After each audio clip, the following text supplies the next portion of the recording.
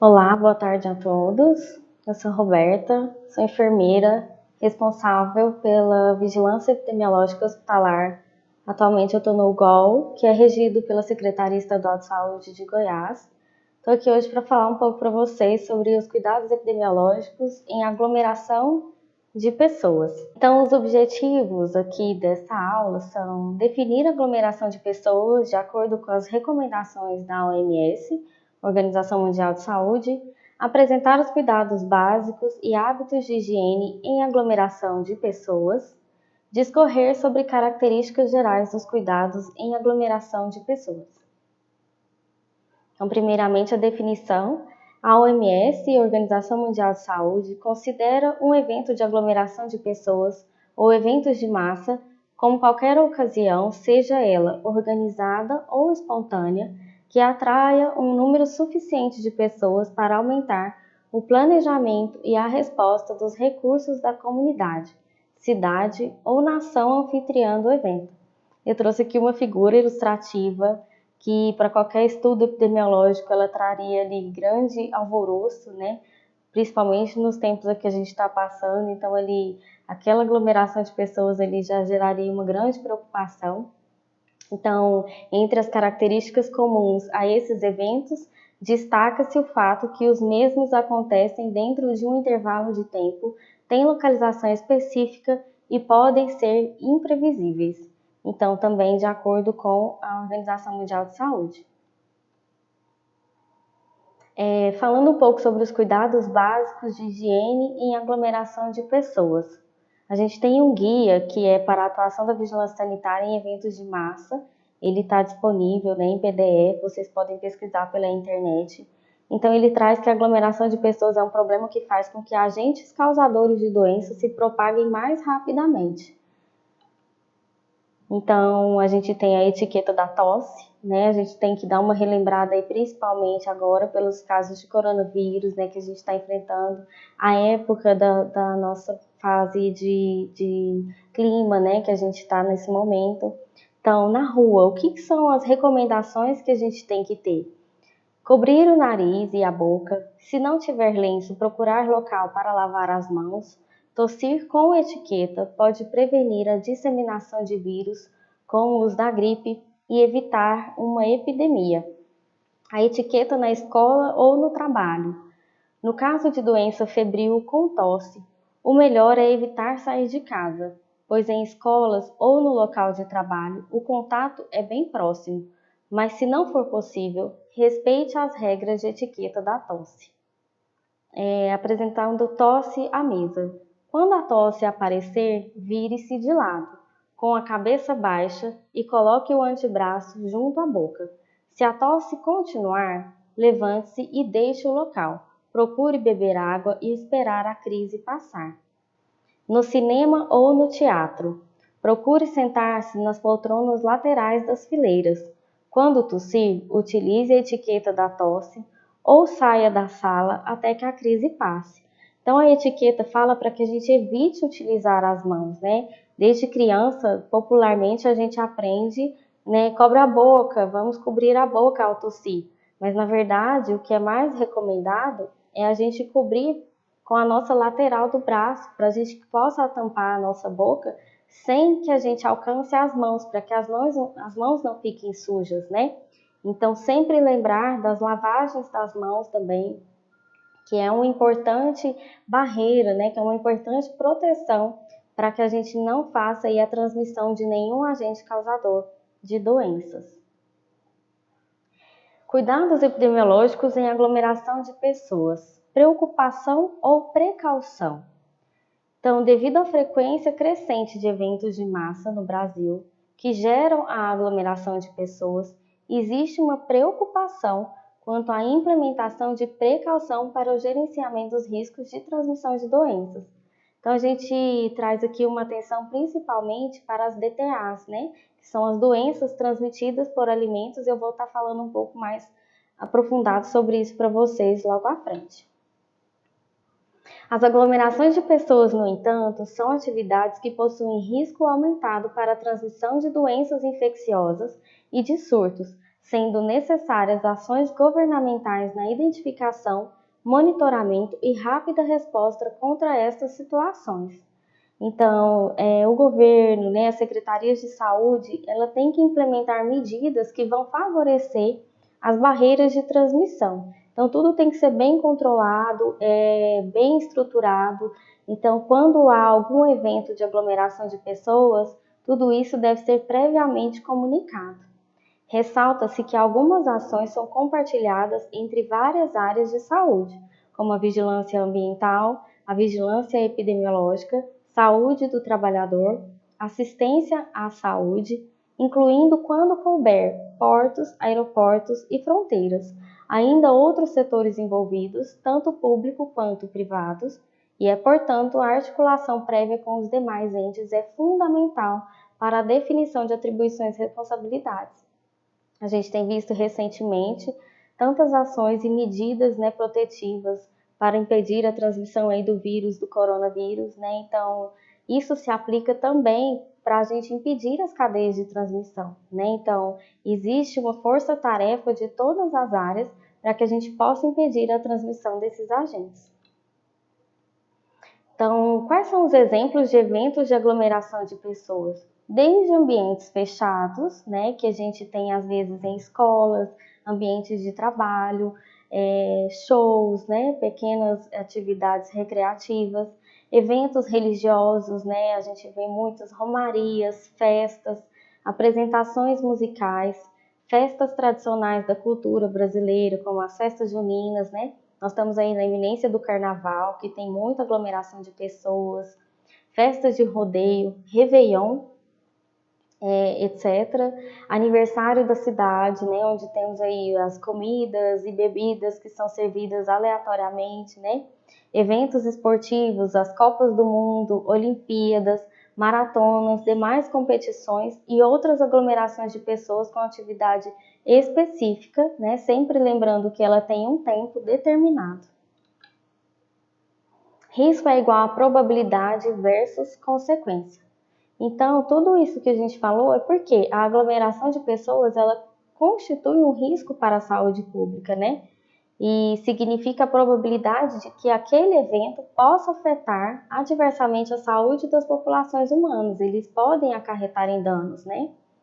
Com ênfase naqueles que possam se propagar internacionalmente ou possam apresentar um perigo grave e direto.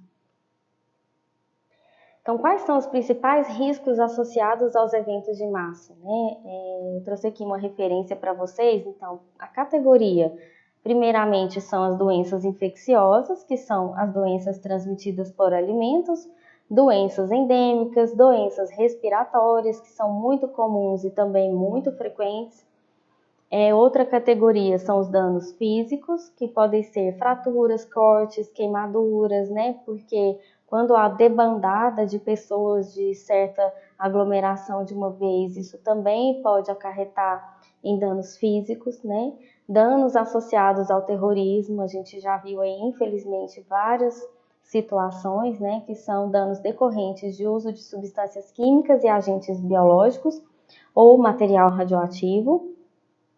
Danos relacionados ao comportamento ou condições do público, então seja associados ao consumo de álcool, associados ao consumo de drogas, ataques cardíacos, crises de asma, danos relacionados ao ambiente, seja ele associado à exposição solar ou baixas temperaturas, picadas ou ferimentos associados a animais, reações alérgicas e danos relacionados a atividades laborais, que são aqueles que estão desenvolvidos nas atividades laborais sem o uso devido do EPC, né, que é o material de uso coletivo ou do equipamento individual. Então, dando ênfase aqui aos casos de doenças transmitidas por alimentos, eu trago aqui para vocês a distribuição dos surtos de DTA por local de ocorrência no Brasil de 2009 a 2018. Esses dados foram retirados do SINAM, é o material integrado de vigilância, prevenção e controle de doenças transmitidas por alimentos. Então, a gente vê aqui que as residências constituem o maior número, né, de percentual de casos que estão relacionados. aos surtos de doenças transmitidas por alimentos. Restaurantes e padarias ou similares vêm logo em seguida, com 16% dos casos. Instituições como alojamentos, trabalhos, creches, escolas e eventos, todos esses constituem um percentual relativo aos casos de doenças transmitidas por alimentos. Já existiram casos, às vezes, em instituições hospitalares, que também aquele filtro de água, por exemplo, que deixa de ser trocado, provocou uma doença diarreica em todas as pessoas que estavam alojadas naquele setor do hospital. Então, são cuidados básicos que a gente também tem que ter, mas que estão relacionados à instituição. Distribuição dos 10 agentes etiológicos mais identificados nos surtos de doenças transmitidas por alimentos também está no guia, no Manual Integrado de Vigilância e Prevenção e Controle das Doenças transmitidas por alimentos. Então, primeiramente, ali vem com 23,4% a Escherichia coli, depois logo com 11,3% as salmonelas, o Staphylococcus, coliformes, norovírus, que também tem uma representatividade, nas doenças. Ali após vem o rotavírus, que de tantos casos após também foram desenvolvidas as vacinas, As vacinas constituem um grande aliado, nesse sentido do sistema imunológico, de prevenir a transmissão das doenças, por isso que é muito importante. Quais são os principais focos de atenção na atenção específica aos cuidados relacionados à aglomeração de pessoas? Então, a gente viu que os ambientes, eles favorecem a transmissão, de doenças, e quanto maior o número de pessoas que estiverem envolvidas, maior pode ser a probabilidade de que aquela infecção ocorra, Então, a gente tem que ter muita atenção sobre a qualidade da água e alimentos que abastecem o local do evento, estabelecimentos com estruturas provisórias e comércio de alimentos na rua, que são instalados para venda e fornecimento de refeições ao redor dos locais. Então, por mais que às vezes aquele evento ou aquela situação ela tenha sido programada, tenha conhecimento de quem são os fornecedores, em volta a gente sempre vê que existem pessoas que se aglomeram para também fazer a venda, e o comércio de outros alimentos que não estão catalogados àqueles do fornecedor. Então, adaptação e sobrecarga de locais fixos que comercializam alimentos devido à alta movimentação turística e potencial econômico, Aqui já diz mais sobre aqueles que passam em locais públicos, e que existe uma aglomeração muito grande de pessoas, como as praias, A gente vê aí no Réveillon, por exemplo, quantas pessoas não estão ali aglomeradas naquele mesmo local e acabam consumindo alimentos que podem ter sido fornecido por pessoas que não estavam registradas. A gravidade do evento representa um fator que condiciona a urgência no curso da investigação epidemiológica e na implantação de medidas de controle. Então, a epidemiologia ela trabalha no sentido de estudar no tempo e no espaço aquela ocorrência daquele evento. Então, por isso que é necessário ter esse fator para condicionar o estudo. Em determinadas situações, especialmente quando a fonte e o modo de transmissão já são evidentes, as ações de controle devem ser instituídas durante ou até mesmo antes da realização da investigação. Mas para isso a gente esbarra em algumas limitações. Às vezes o recurso financeiro não é suficiente para subsidiar o estudo, os recursos humanos também não são qualificados, existe uma pressão política local, regional ou nacional para que aquele estudo não identifique exatamente o que foi que ocorreu, para que ele seja mais restrito.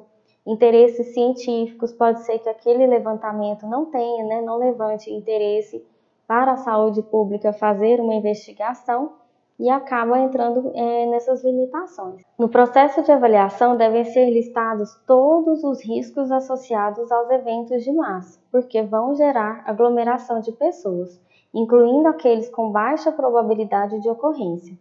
Depois de sua identificação, os riscos devem ser classificados segundo a probabilidade de ocorrência e severidade. Então, a gente colocou lá naquele quadro, primeiramente, São danos físicos? São danos materiais? O que vai acontecer, né? Então a gente tem que listar para que aquele evento ele possa já ter uma programação de ocorrência.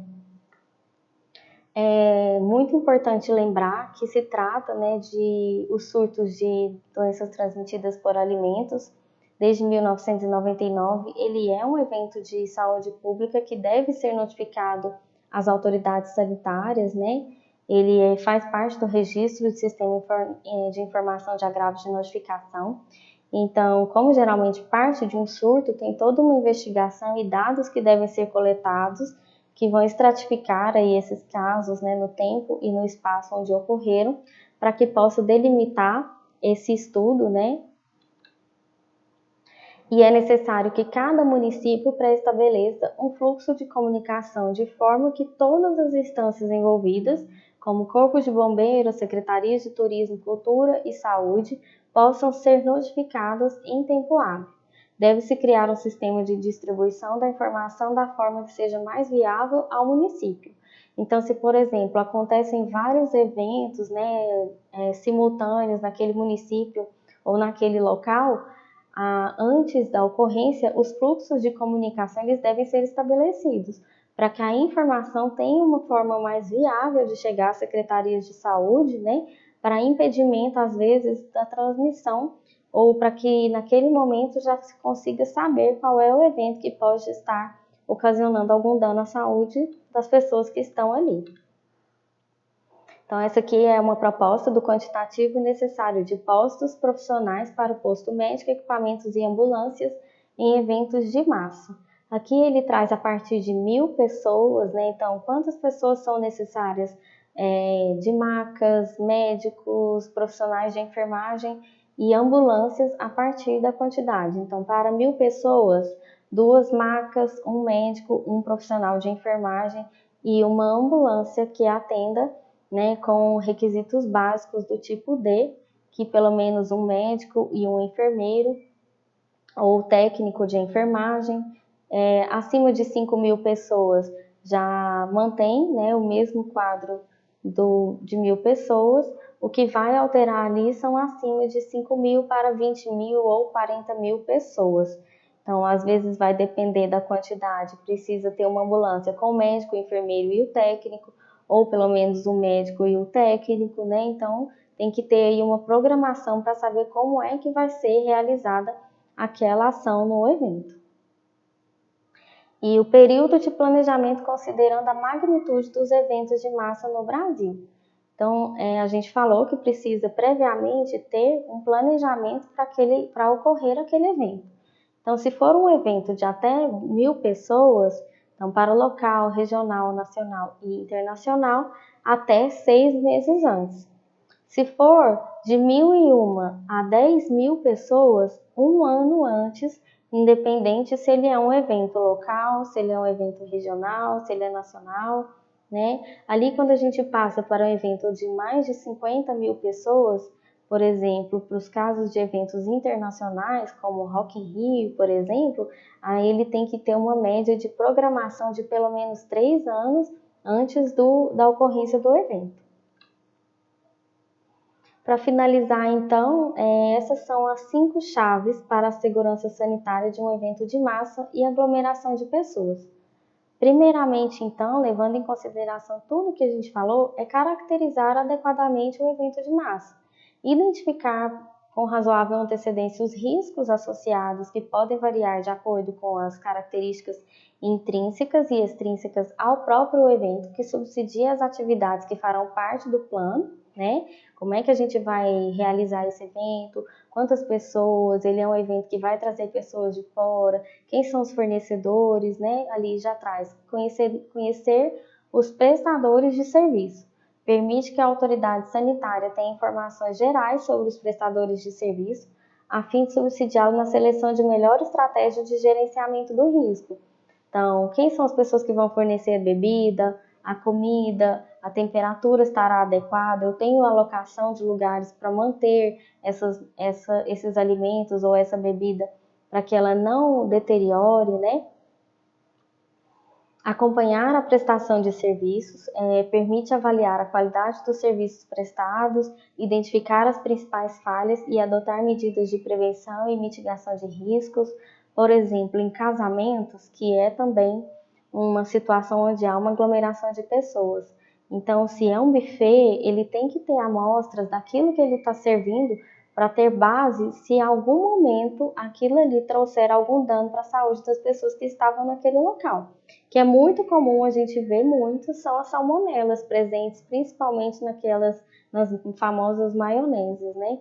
Apresentar capacidade de resposta rápida permite reduzir impactos da saúde pública em situações que demandem emprego urgente de medidas de prevenção, controle e contenção de riscos em tempo oportuno de forma qualificada e cooperativa. Então, a gente falou lá sobre os fluxos de informação e fluxo de resposta daquele evento.